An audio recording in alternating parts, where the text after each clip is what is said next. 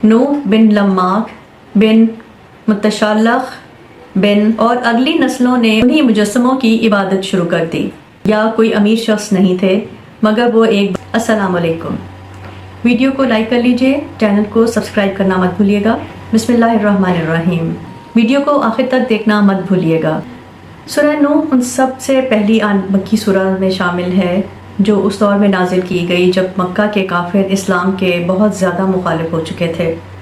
इस सूरह में हज़रत नूह अलैहिस्सलाम का किस्सा सिर्फ इस कहानी बयान करने के लिए नहीं इस्तेमाल किया गया, बल्कि इसका मकसद मक्का के काफिरों को मुतनब्बे करना है, गोया कि ए मक्का के लोगों, तुम मोहम्मद सल्लल्लाहु अलैहि वसल्लम के साथ वही रवैया इख्तियार कर रहे हो जो कि तुमने हज़रत नूह अलैहिस्सलाम के साथ इख्तियार किया था।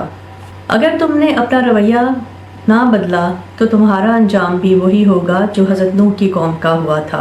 ये बात इस सूरह में कहीं साफ अल्फाज में तो नहीं कही गई, मगर जिस पस मंज़र में इस किस्से को बयान किया गया है उससे ये वाज़ेह हो जाता है। अल्लाह ताला ने मुख्तलिफ़ अदवार में बहुत सारे पैगम्बर भेजे, 1,24,000 पैगम्बर इस दुनिया में भेजे ताकि लोगों को हिदायत का रास्ता दिखाया जा सके। कुरान में सिर्फ 25 पैगम्बरों का नाम लेकर जिक्र किया गया है। हज़रत मोहम्मद इन सब में आखिरी पैगम्बर थे। हज़रत नूह अलैहिस्सलाम उन अजीम पैगम्बरों में से हैं जिनका जिक्र कुरान में हज़रत आदम अलैहिस्सलाम के बाद सबसे पहले किया गया है। अल्लाह ने उन्हें इस वजह से भेजा क्योंकि उस वक्त लोग बुत परस्ती में मुब्तला हो गए थे।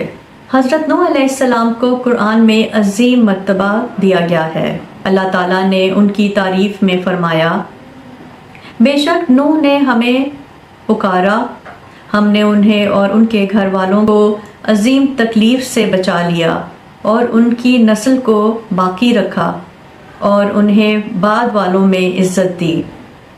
सलाम है नूह पर तमाम जहान वालों में। और एक जगह फरमाया, बेशक अल्लाह ने आदम, नूह, इब्राहीम के घराने और इमरान के घराने को तमाम लोगों पर बढ़कर चुना। हज़रत नूह अलैहिस्सलाम का नस्ब कुछ इस तरह से है, नूह बिन लम्माक बिन मुतशल्लख बिन खनूख। खनूख को रिवायात के मुताबिक हज़रत इदरीस अलैहिस्सलाम कहा जाता है जो पहले शख्स थे जो कलम से लिखा करते थे। हज़रत इदरीस का नस्ब हज़रत आदम अलैहिस्सलाम तक कुछ इस तरह से जाता है, इदरीस बिन बर्राद बिन माहिल बिन कानीन बिन यानीश बिन शीत बिन आदम, सब पर सलाम हो। हज़रत नूह अलैहिस्सलाम किसी कबीले के सरदार या कोई अमीर शख्स नहीं थे, मगर वो एक बड़े शुक्रगुजार और अल्लाह के फरमाबरदार बंदे थे। कुरान में उन्हें शकूर बंदा कहा गया है। कुरान के मुताबिक हज़रत नूह अलैहिस्सलाम को भी अल्लाह ताला ने वही भेजी जैसे दूसरे पैगम्बरों को दी गई थी, जिनमें हज़रत इब्राहीम, हज़रत इस्माईल, इसहाक, याकूब, ईसा, इलियास, अय्यूब, हारून, यूनुस, दाऊद अलैहिस्सलाम और मोहम्मद सल्लल्लाहु अलैहि वसल्लम शामिल हैं। हज़रत नूह अलैहिस्सलाम अल्लाह की वहदानियत पर मजबूत अकीदा रखने वाले थे और उन्होंने लोगों को इस्लाम की दावत दी, जिसका मानी है अल्लाह के सामने तस्लीम खुदी, यानी अल्लाह की इताअत और फरमाबरदारी। इस्लाम के मुताबिक हज़रत नूह अलैहिस्सलाम एक पैगम्बर थे जो अपनी कौम को गुमराही से निकालने और सिर्फ अल्लाह की इबादत की दावत देने के लिए भेजे गए। उन्होंने 950 साल तक अल्लाह का पैगाम पहुंचाया। इस्लामी रिवायात के मुताबिक हज़रत आदम अलैहिस्सलाम की नस्ल में बहुत से नेक और तकवा वाले लोग गुजरे जो सिर्फ अल्लाह की इबादत करते थे। अब्दुल्ला बिन अब्बास रज़ी अल्लाह अन्हा और कुछ और उलमाए तफसीर के मुताबिक शिर्क का आगाज़ तब हुआ जब कुछ नेक लोग वफ़ात पा गए और लोगों ने उनकी कब्रों को इबादत गाह बना लिया। पहले उनकी याद में तस्वीरें बनाई गईं, फिर वक्त गुजरने के साथ उनके मुजस्समे बना लिए। आहिस्ता आहिस्ता शैतान ने उन लोगों को बहकाया और अगली नस्लों ने उन्हीं मुजस्समों की इबादत शुरू कर दी। ये बुत उन नेक लोगों के नाम पर रखे गए, वाद, सुवा, याकूत, याऊक और नस्र।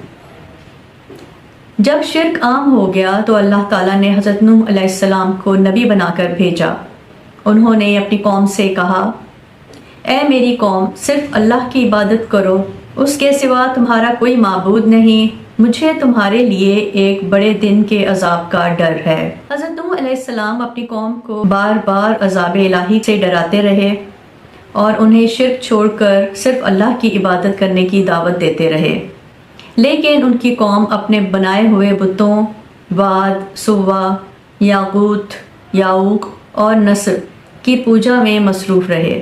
حضرت نوح علیہ السلام نے انہیں سمجھایا کہ اللہ کے سوا کوئی بھی ان کو بچا نہیں سکتا اور طوفان کا ایک وقت مقرر ہے جو ہر حال میں آئے گا۔ اسلامی تعلیمات کے مطابق حضرت نوح علیہ السلام نے اپنی قوم کو اللہ کا پیغام صرف زبانی نہیں دیا بلکہ اپنی عمل سے بھی مثال قائم کی۔ وہ ہمیشہ اللہ کی حمد و ثنا کیا کرتے اور اپنی قوم کو بھی اس طرف بلایا کرتے۔ انہوں نے اپنی قوم کو بار بار عذاب سے ڈرایا اور کہا کہ اگر تم نے اپنی گمراہ راہ نہ چھوڑی تو تم پر اللہ کا سخت عذاب آئے گا۔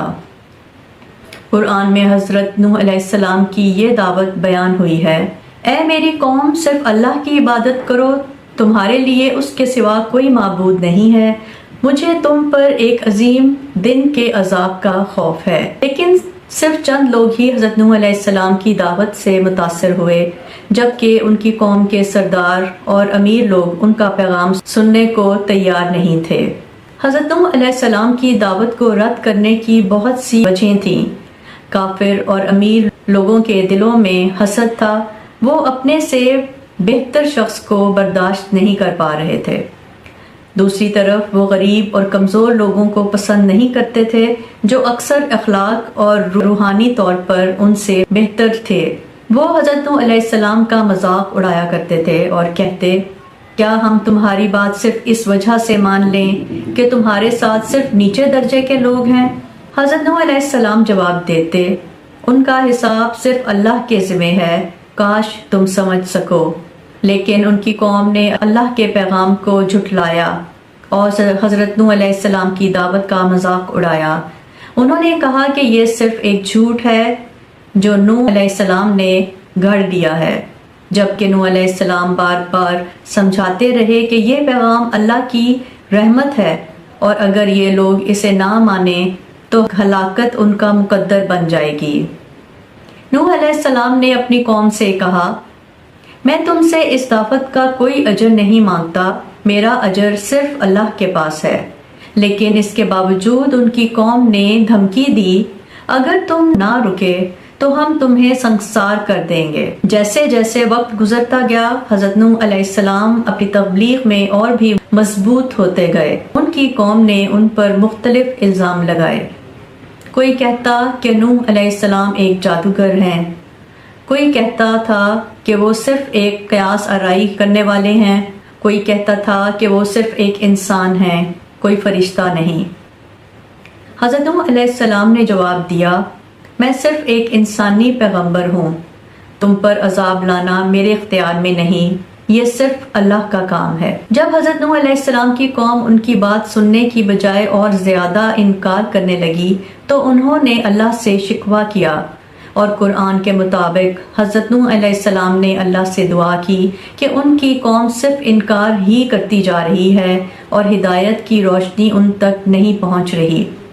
حضرت نوح علیہ السلام نے اللہ سے عرض کیا کہ انہوں نے ہر طریقے سے لوگوں کو دعوت دی، وہ کھلے عام تبلیغ کرتے، وہ تنہائی میں لوگوں سے بات کرتے، وہ لوگوں کو اللہ کی رحمت اور فضل کی خوشخبری سناتے اور انہیں بتاتے کہ اگر وہ ایمان لے آئیں گے تو اللہ انہیں بارش اور رزق کی برکت دے گا اور ان کی اولاد اور مال میں اضافہ کرے گا۔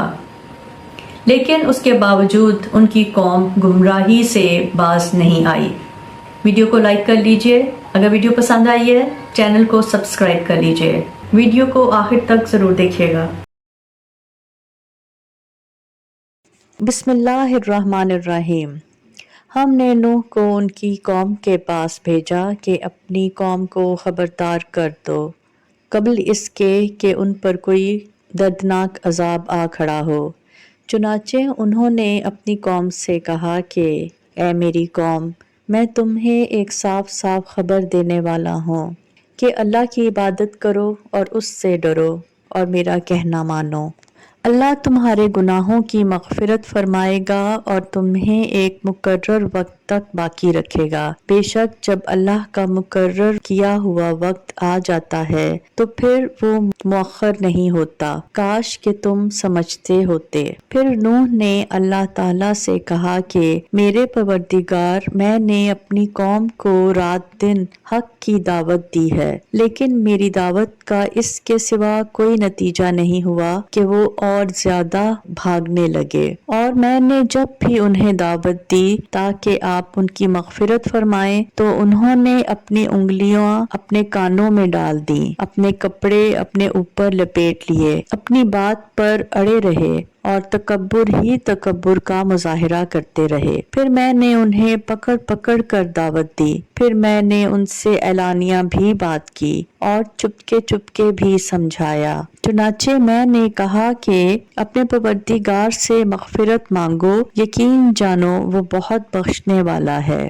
اور تمہارے مال اور اولاد میں ترقی دے گا اور تمہارے لیے باغات پیدا کرے گا اور تمہاری خاطر نہریں مہیا کر دے گا۔ تمہیں کیا ہو گیا ہے کہ تم اللہ کی ذات سے بالکل نہیں ڈرتے، حالانکہ اس نے تمہیں تخلیق کے مختلف مرحلوں سے گزار کر پیدا کیا ہے۔ کیا تم نے یہ نہیں دیکھا کہ اللہ نے کس طرح 7 آسمان اوپر تلے پیدا فرمائے ہیں اور ان میں چاند کو نور بنا کر اور سورج کو چراغ بنا کر پیدا کیا ہے، اور اللہ نے تمہیں زمین سے بہترین طریقے پر اگایا ہے، پھر وہ تمہیں دوبارہ اسی میں بھیج دے گا اور وہیں سے پھر باہر نکال کھڑا کرے گا، اور اللہ نے ہی تمہارے لیے زمین کو ایک فرش بنا دیا ہے تاکہ تم اس کے کھلے ہوئے راستوں پر چلو۔ نوح نے کہا، اے میرے پروردگار، حقیقت یہ ہے کہ ان لوگوں نے میرا کہنا نہیں مانا اور ان سرداروں کے پیچھے چل پڑے جن کو ان کے مال اور اولاد نے نقصان پہنچانے کے سوا کچھ نہیں دیا، اور انہوں نے بڑی بھاری مکاری سے کام لیا ہے اور اپنے آدمیوں سے کہا ہے کہ اپنے معبودوں کو ہرگز مت چھوڑنا، نہ واد اور سوا کو کسی صورت میں چھوڑنا، اور نہ یاغوث، یعوق اور نصر کو چھوڑنا۔ اس طرح انہوں نے بہت سوں کو گمراہ کر دیا ہے، لہٰذا یا رب آپ بھی ان کو گمراہی کے سوا کسی اور چیز میں ترقی نہ دیجیے۔ ان لوگوں کے گناہوں کی وجہ سے انہیں غرق کیا گیا، پھر آگ میں داخل کیا گیا اور انہیں اللہ کو چھوڑ کر کوئی حمایتی میسر نہیں آیا۔ اور نوح نے یہ بھی کہا کہ میرے پروردگار، ان کافروں میں سے کوئی ایک باشندہ بھی زمین پر باقی نہ رکھیے، اگر آپ ان کو باقی رکھیں گے تو یہ آپ کے بندوں کو گمراہ کریں گے اور ان سے جو اولاد پیدا ہوگی وہ بدکار اور پکی کافر ہی پیدا ہوگی۔ میرے پروردگار، میری بھی بخشش فرما دیجئے، میرے والدین کی بھی اور اس شخص کی بھی جو میرے گھر میں ایمان کی حالت میں داخل ہوا ہے، اور تمام مومن مردوں اور مومن عورتوں کی بھی، اور جو لوگ ظالم ہیں ان کو تباہی کے سوا کوئی اور چیز عطا نہ فرمائیے۔